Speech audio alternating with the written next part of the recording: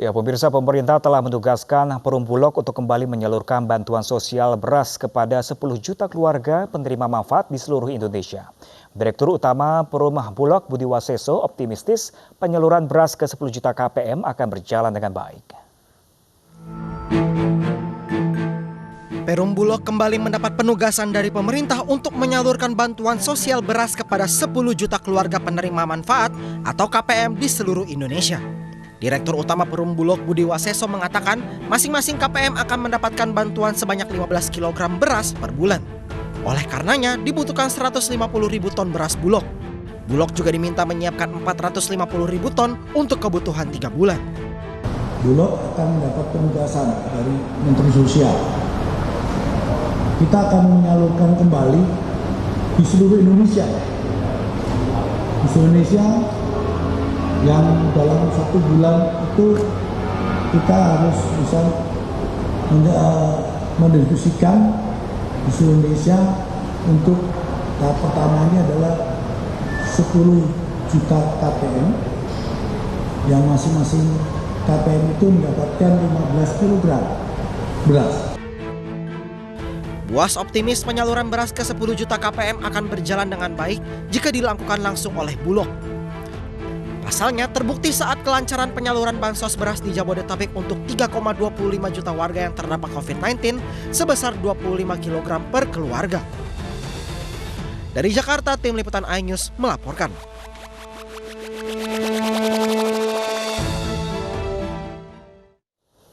PT Garuda Indonesia Persero Tbk mencatat jumlah penumpang atau tingkat keterisian pesawat baru 63% hingga 70%. Perjalanan didominasi oleh rute penerbangan keluar Pulau Jawa.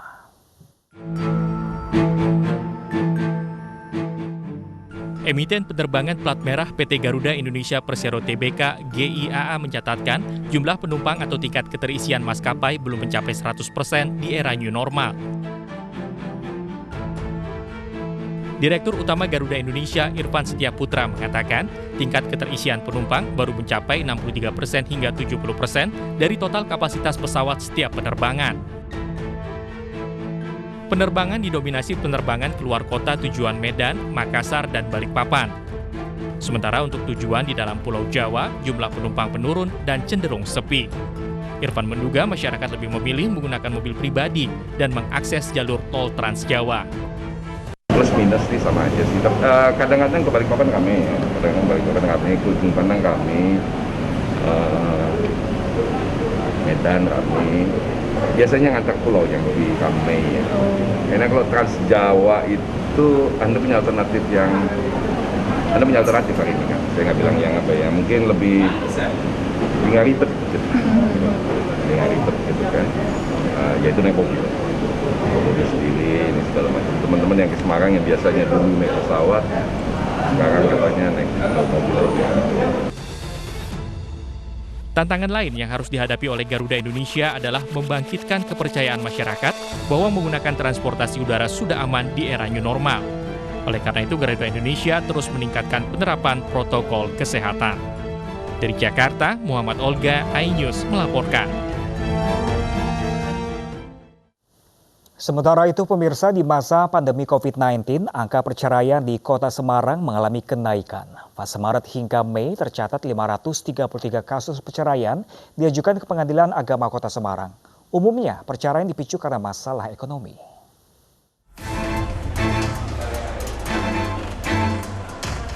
Kesulitan ekonomi di masa pandemi COVID-19 membuat sejumlah orang memilih untuk berpisah atau bercerai dengan pasangannya. Seperti yang terjadi di Pengadilan Agama Semarang, mulai dari bulan Januari hingga bulan Juni 2020 ini, jumlah pemohon cerai mencapai 1.586 pemohon. Bahkan pada periode Maret hingga Mei 2020, jumlah perceraian yang tercatat sebanyak 533 kasus.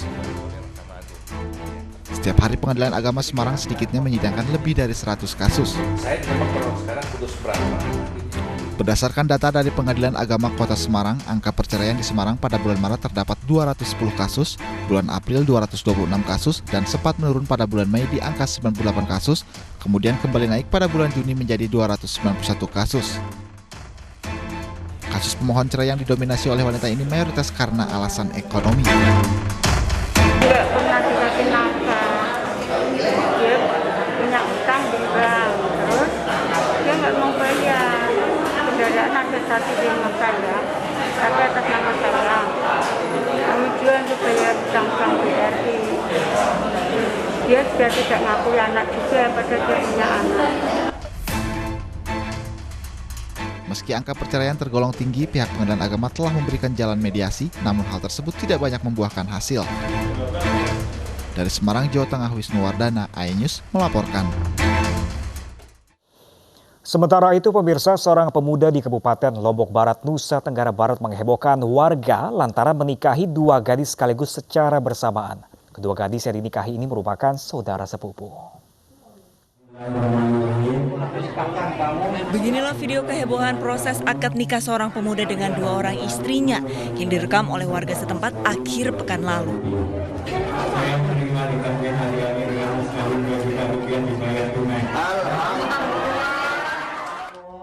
Video ini menjadi viral dan menghebohkan warga Lombok lantaran mempelai laki-laki yang merangkul kedua calon istrinya ke lokasi ijab kabul. Belakangan diketahui laki-laki yang mempersunting dua gadis sekaligus ini merupakan seorang pemuda bernama Saiful Bahri berusia 28 tahun, warga Dusun Bakong Dasan, Desa Lembar Selatan, Kecamatan Lembar, Kabupaten Lombok Barat. Sedangkan dua wanita yang dipersuntingnya adalah Haryani berusia 23 tahun dan Mistiawati yang juga berusia 23 tahun. Keduanya merupakan saudara sepupu. Nah, kalau itu kurang tahu, tanya sama perempuannya sendiri. Tapi memang betul pacaran sama dua-duanya? Jelas, kalau nggak pacaran nggak mungkin nikah. Enggak ada rencana untuk nikah dua-duanya, tapi emang terjadi begitu aja kan. Tak hanya viral di media sosial, perkawinan unik ini pun sempat menuai polemik karena merujuk pada Undang-Undang Nomor 1 Tahun 1974 tentang perkawinan. Jelas tercantum larangan melakukan perkawinan secara bersamaan. Dari Lombok Barat, Nusa Tenggara Barat, Muzakir, iNews melaporkan. Ya, pemirsa, sebanyak 700 rumah terendam di Serbia Barat akibat sungai meluap. Informasi mancanegara lainnya akan kami hadirkan sesaat lagi untuk Anda. Tetaplah bersama kami di Ayus Pagi.